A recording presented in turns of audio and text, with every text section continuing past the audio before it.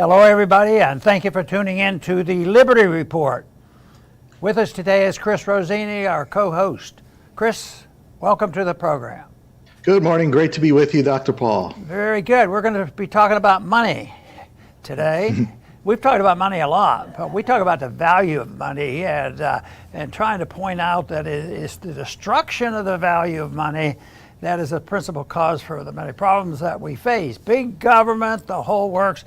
And things have to be made up, and the way the system works is with the destruction of money, it's a form of taxation. And we want to talk about taxes today because liberals are in charge. They have the House and the Senate and the presidency, and they have a lot of influence in the Supreme Court, believe it or not, even with a few Republicans there. But it's a system that doesn't work so well because they never can tax enough to pay all the bills, because the people would rebel, and they're in a rebellious mood right now because prices are high and they don't have much money left. But this is the whole thing. People don't see the inflation as a tax. That's a big one. But today we want to talk a little bit about one of the proposals from Biden, and that is, we are short money. We're spending money. We got to win that war. Oh, we're not in that war. We're not part of that war in Ukraine. But obviously we are, and we provide all the weapons and everything that we do there. We participated in the coup over there. So we have to pay the bills. And Democrats, they're very consistent. They like spending money, big government, and they like taxing people, and they like printing money. Republicans are a little bit more coy about all this. Yes, they like spending, but they're much more discreet about spending because their campaign speeches are very good. And I think about the campaign speech, even though I didn't remember hearing this, but Roosevelt in '32 ran on the gold standard and a balanced budget. So what they say is one thing and what they do is another thing. But Democrats, unfortunately, in the one area that hurts us the most, spending, taxing, and inflating, they're very consistent. They keep doing it. And that's what Biden says. Look, we have to do this. We can't let these debt continue. There's an election coming up. We have to change our image because some people out there think that we're the big spenders, but we have to change that. So what do? There's a group of people out here that they can't even blame Putin for, that caused all this trouble. But no, it's the rich. It's the billionaires. So the rich people have to be taxed. So he's saying if you're a rich billionaire, he wants to put on a huge tax. But there are a few shortcomings from this. Sometimes a mere tax on the rich, and I understand the sentiment because the division of in the class warfare, where the rich get richer and the poor get poorer, actually exists, and people do have a gripe. But most people don't go and say why. They say, tax the rich, tax the rich. So, Chris, I guess you don't have a strong opinion that this is going to work. I don't think so, Dr. Paul. It's one of those feel-good laws that I call, where it feels good. It's Caesar is going to decree something, and it's going to be for your benefit. And we have a lot of these. Like a few came to mind, like the minimum wage law. And you see what happens. Now you have kiosks and automation, and the jobs are gone. The stimulus checks was another feel-good, where they just hand out all this money they don't have. And now we have skyrocketing food prices and fuel prices. So it always backfires. And, Dr. Paul and I were talking about this billionaire tax, and we noticed that you have to have a net worth of $100 million. Well, since when is $100 million net worth $1 billion? What happened to the other $900 million? Perhaps, this is my thinking, is they'll start at 100 million and then maybe go down to 50. 50 million is a billionaire, and that's how they'll ratchet it down if this ever goes through. But you hear the common complaints, the rich don't pay enough, that's very subjective, what is enough, what is fair, but you go about this all wrong. The solution is cut our taxes. If we're paying more, Cut hours. Don't raise theirs. Nobody should pay more. Everybody should pay less. Government should never take more. Government should always take less.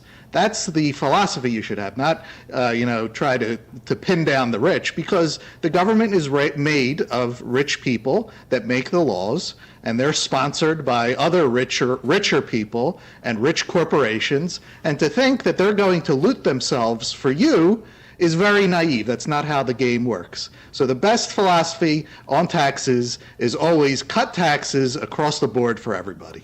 Boy, Chris, that's just great. That's not even complex. I bet a lot of people can understand exactly what you said. The trouble is they make it complex. Then they get into the subject, and Biden does this, well, maybe there aren't enough billionaires out there, and maybe it'll be difficult. So we have to, have a way of getting some of that money from the common man. Of course, inflation does that, because inflation is a tax, and that's very regressive. But that's still not enough. And in this bill, I believe that there's a plan to tax unrealized gains. Well, what in the world does that mean?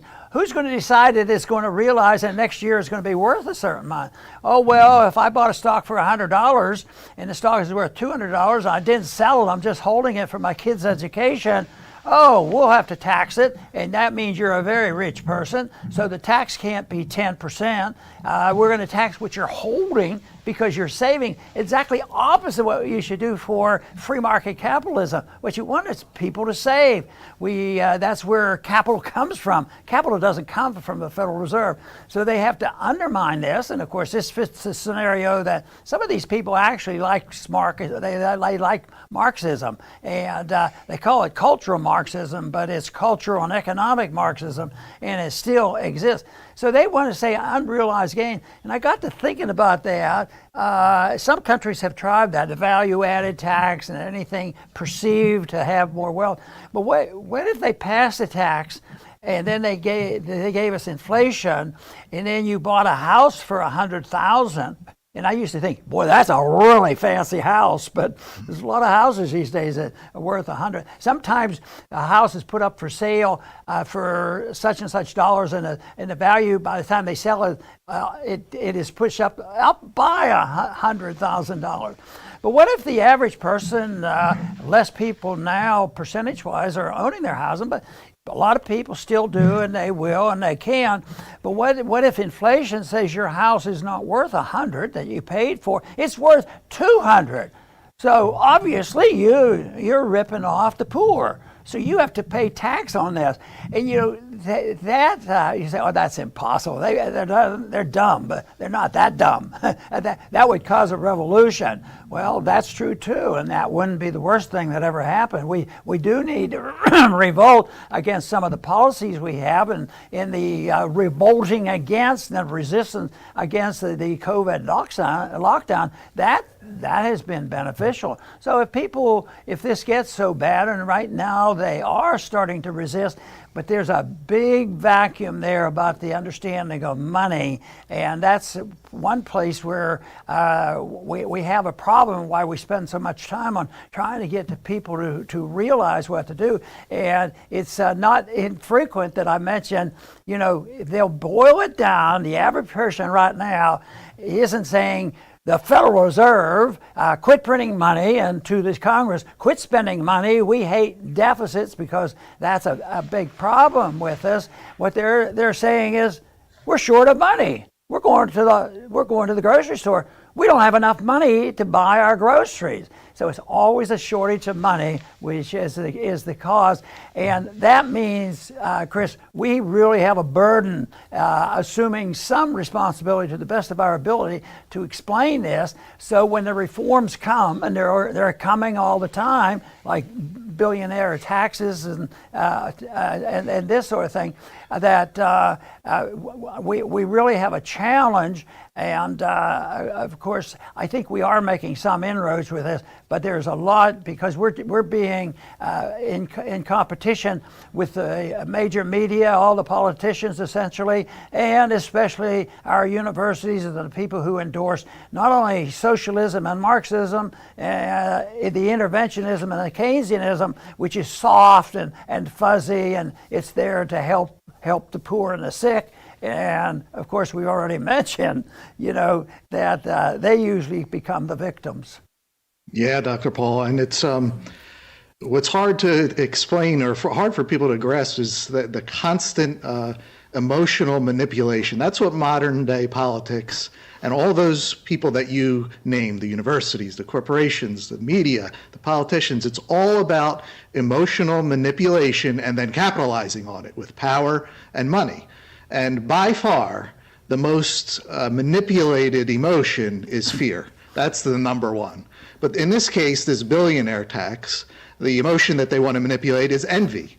We're going to rob the rich guy for you, and that's, they're manipulating you. They're making you think that that's what's ultimately going to happen. And people, they complain about billionaires, but they don't really think about where these billionaires are coming from. Think about these last few years with the lockdowns. I mean, who cleaned up? It was the big retailers, while the little guy was forced to close by law and went out of business. And then the masks. I mean, I don't know what the numbers are, but the amount of money that was made on those masks that we found out don't even do very much, if anything, is amazing. And then the vaccines is another one. Big Pharma was making more money than ever. And now we ditched all that, and like flipping a switch, we're back to the military contractors. This is how these billionaires are made, with government policies. They scare people, they foment envy and fear, and then they just clean up. And we saw that Biden wants, to the military, another $800 billion in 1 year. And now he's talking about, we're going to tax those billionaires for you, don't you worry about it. Come on. They're not going to do any such thing. They're making billionaires with their policies. So this shows, and this is very hard to break out of, to stop believing all of these people, because many of the people around you believe in them and they'll pressure you to believe it. But it can be done. You can no longer be emotionally manipulated by all of these people if you really don't want to anymore. And Chris, you really hit on an important issue, and that is the building up of fear, whether it's galvanizing the American people to desert their instincts about not going overseas and fighting war. Just think of the 30s, how the big issue then was keep our boys out of going to Europe into a European war, and Roosevelt argued that case. Everybody argues that case, but just think of it, that was exactly the case on almost all the wars that have occurred. So they have to build up the fear. And it was rampant, this coordinated effort to build up the fear to get the American people to capitulate and think it was a grand idea to go into Afghanistan and Iraq.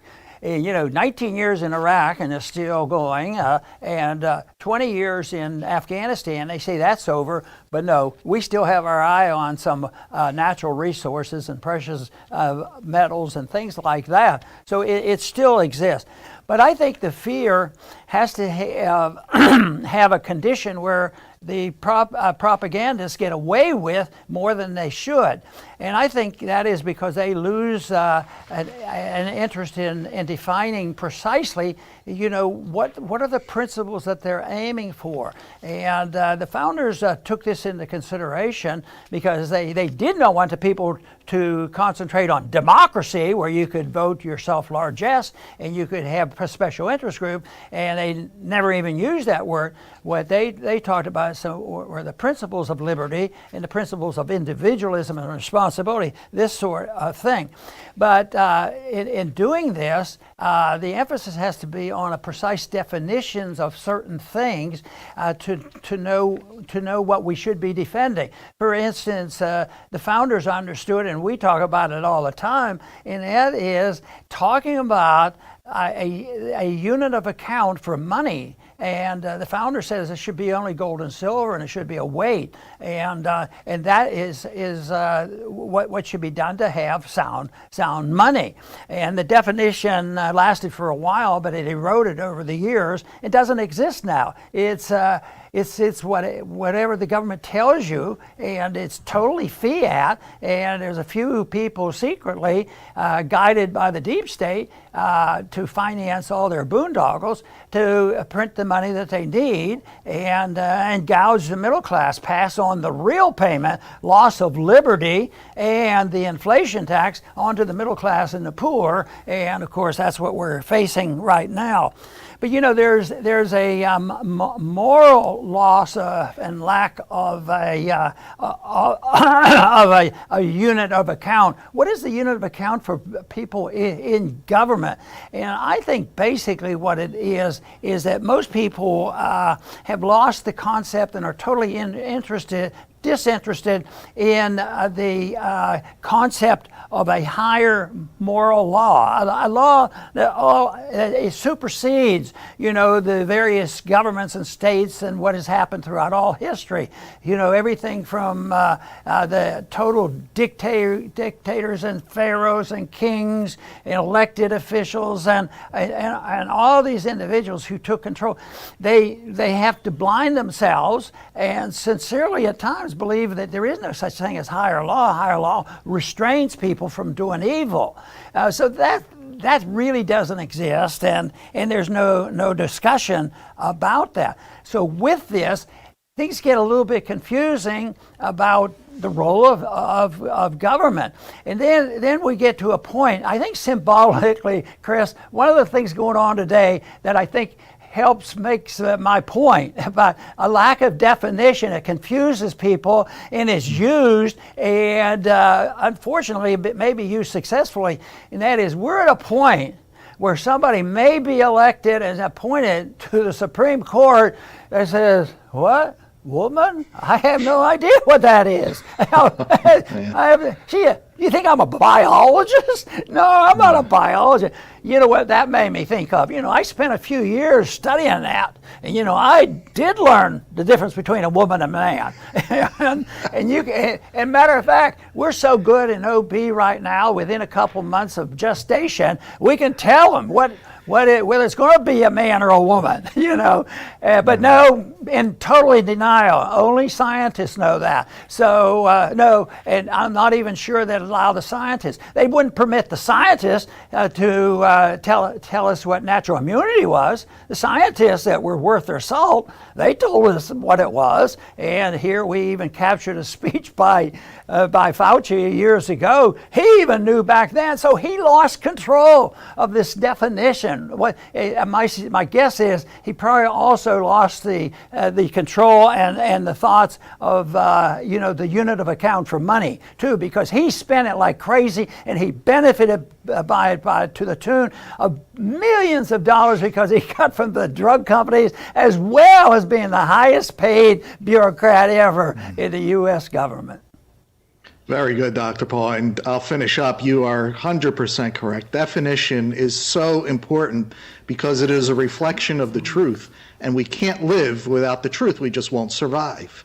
You know, and when we're talking about this billionaire, you know, tax thing, well, already the definition is messed up. They're talking about people with $100 million.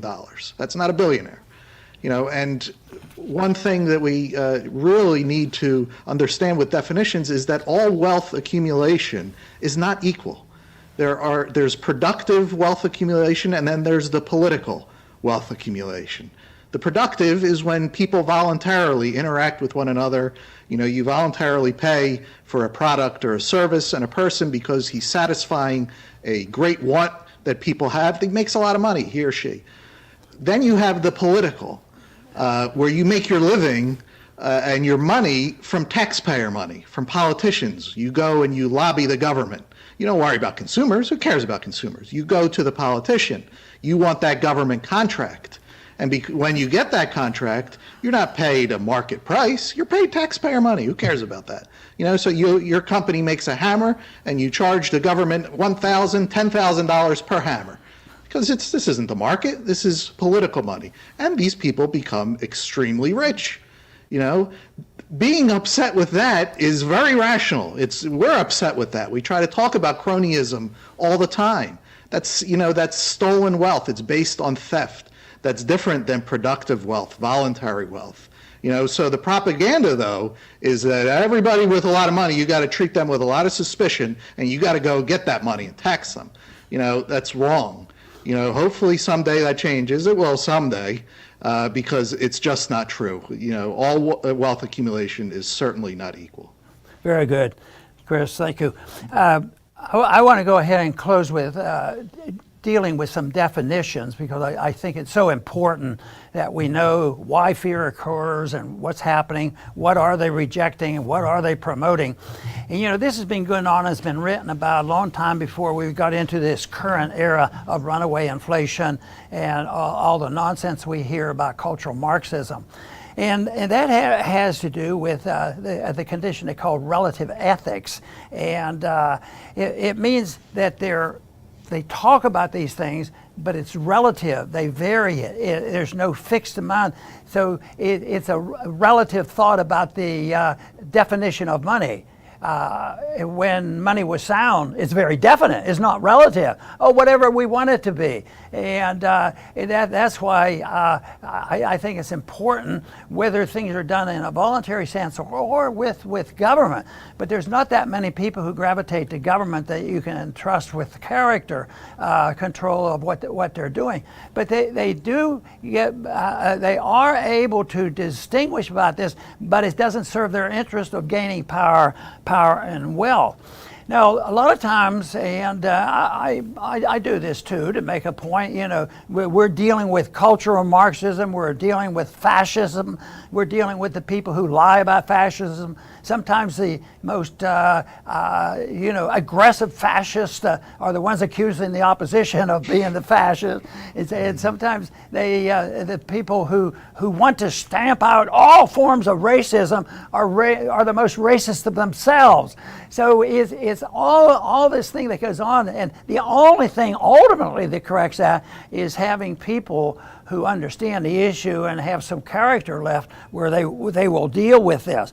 But I like to use the word interventionism to include it all, because even though I use the terms fascism and dictatorials and dictators and all, I like to get people thinking about a simple term that describes everybody, and that is interventionism. Why is it that we have come to the point to accept the opposite of liberty, where people make up their minds about everything they do as long as they don't hurt people, to the point where it's the role of government to be the interveners, because we have these noble souls are sacrificing so much to go and become a volunteer congressman and to tell the people how they have to live. And then you end up with Fauciism, on this noble cause, because those are the kind of people that will take care of everybody. Same way in foreign policy. So if I think about interventionism and think that government cannot and should not be allowed to do anything that you or I can't do. We can't go to our neighbor and steal, but why is it almost like a sacred duty and giant rewards if I have a good contact with my congressman and I send my congressman in next door and steals from him? And that's what all this taxation and inflation is about. It's an immoral activity. So if governments couldn't intervene in the personal habits and lives and finances of individuals, the world would be different. And the word to remember around here is what would happen. Everything would be voluntary. And people say, oh, total anarchy. It's horrible. That would destroy the world. Yeah, to have some moral rules that people voluntarily follow, like they quit stealing, killing, and hurting people. And they say that's anarchy. Oh, you mean you wouldn't have all these regulations where we can put sanctions on these bad people and punish people for outbidding products and selling? So we do this. We need to have control. The main thing to remember is the rules of liberty are pretty darn strict, because if somebody goes broke because they did some things, or they were inefficient, or the customers didn't like their products, or whatever, they don't deserve and need. I say, well, they need it. Oh, I need to be bailed out. Yeah, but how are you going to bail them out? By stealing from the people who are successful. So they lose this whole concept of personal liberty, that we own our own lives and that the world is better, not more chaotic, because of the rules of the marketplace based on more personal morality and a higher law, believe me, will be much, much more peaceful than the anarchy that we're moving toward today. I want to thank everybody for tuning in to the Liberty Report. Please come back soon.